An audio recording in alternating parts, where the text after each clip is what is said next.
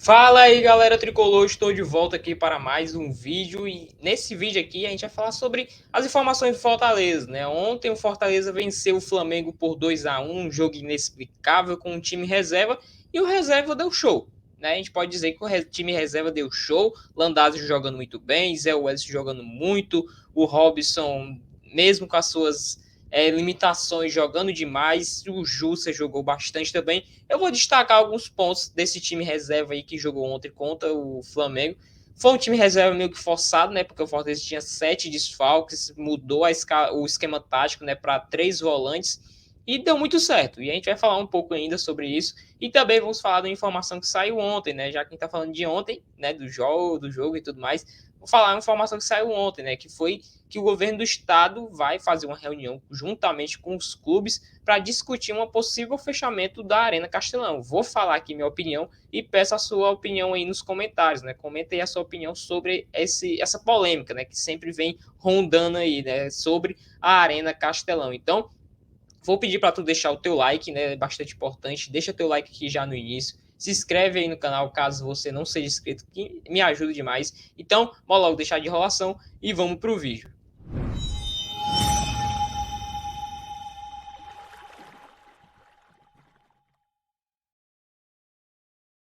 Bom, vamos falar primeiramente dos destaques da partida de ontem, né? O time reserva do Fortaleza conseguiu uma façanha incrível, né? Que é vencer o Flamengo dentro do Maracanã, com mais de 60 mil torcedores, transmissão para todo o Brasil. Tava tudo contra a gente, né? Arbitragem duvidosa, mais de 60 mil no Maracanã, contra o Flamengo, o Fortaleza numa fase ruim, 7 desfalques, tudo contra o Fortaleza. Tudo é meio que passava contra o Fortaleza, né? A gente via assim já meio deprimente, né, a situação, né? Já falava assim, vamos com um time reserva aqui para conseguir chegar contra o Goiás totalmente descansados.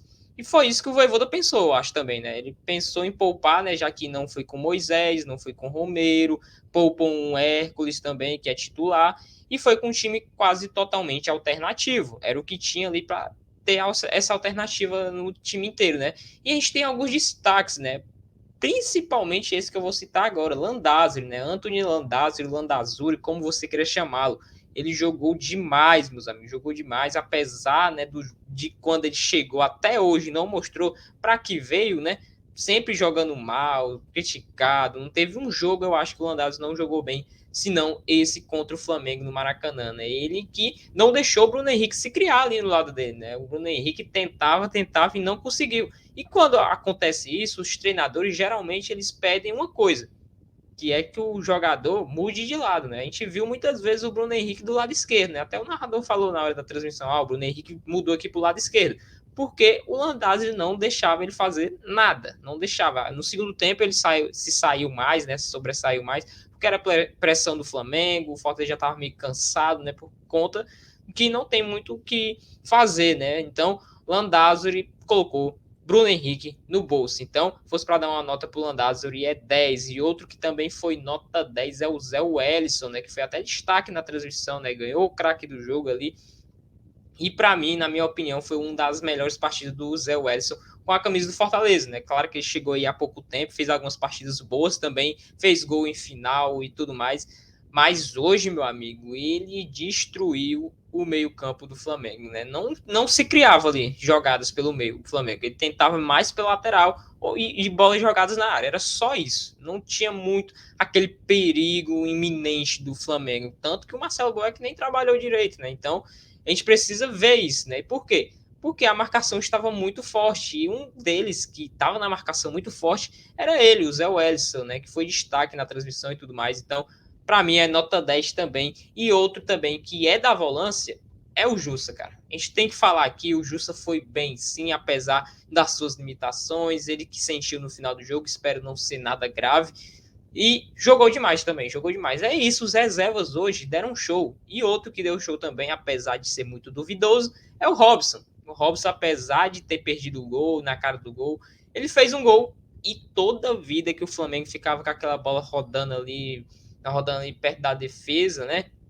Com os zagueiros, o Robson ia lá e cutucava e muitas vezes roubou a bola, né? O Fortaleza criou 3 contra-ataques seguidos e um deles foi o gol a gente pode dizer, nessa famosa marcação alta, né? Marcação alta entre aspas, porque só o Robson tentava alguma coisa ali e o Romarinho também, porque o Fortaleza estava muito reativo, então precisava dessa marcação quando era necessário, né? Porque tinha vezes que o Flamengo ficava rodando a bola ali e tudo mais, mas quando dava chance, o Robson ia lá e cutucava e às vezes até roubava a bola, né? Conseguiu aí 3 contra-ataques nisso e um gol nesses 3 contra-ataques. E outro que a gente pode destacar que entrou no segundo tempo é o Hércules, cara. Um menino iluminado, 21 anos apenas, um achado, né? Todo mundo tá falando, é um achado do Fortaleza. O cara joga demais, tem 21 anos só.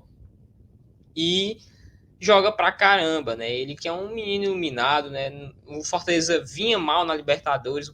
A primeira vitória do Fortaleza na Libertadores foi com um gol do Hércules. E hoje, mais uma vez, a primeira vitória no Campeonato Brasileiro. Gol de quem? Gol do Hércules, meu amigo. Não tem como simbolizar mais essa vitória do que falar do Hércules, um menino que tá ganhando a torcida, né? A torcida crê muito dele, é um que a gente pode fazer uma partida até mediana, a gente não fala mal, porque a gente sabe que é um garoto, a gente precisa valorizar isso, né? Valorizar porque certamente ele dará frutos meio futebolístico e no meio financeiro. Com certeza, cara, o Hércules vai fazer isso. Então, é muito importante isso. E agora, né, falando de ontem, né, uma notícia que saiu ontem, né, vamos mudar aqui de assunto totalmente.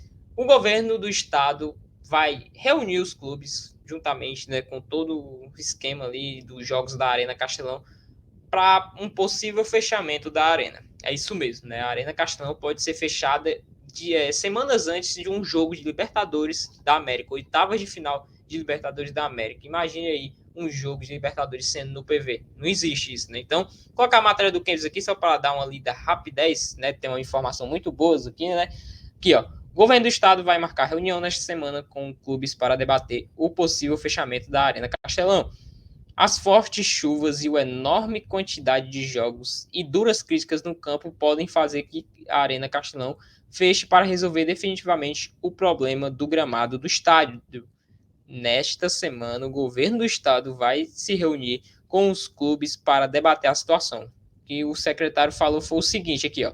No fim do ano, o governo do estado quis fechar o estádio para uma reforma completa no gramado e os clubes fizeram um apelo para não fazermos isso.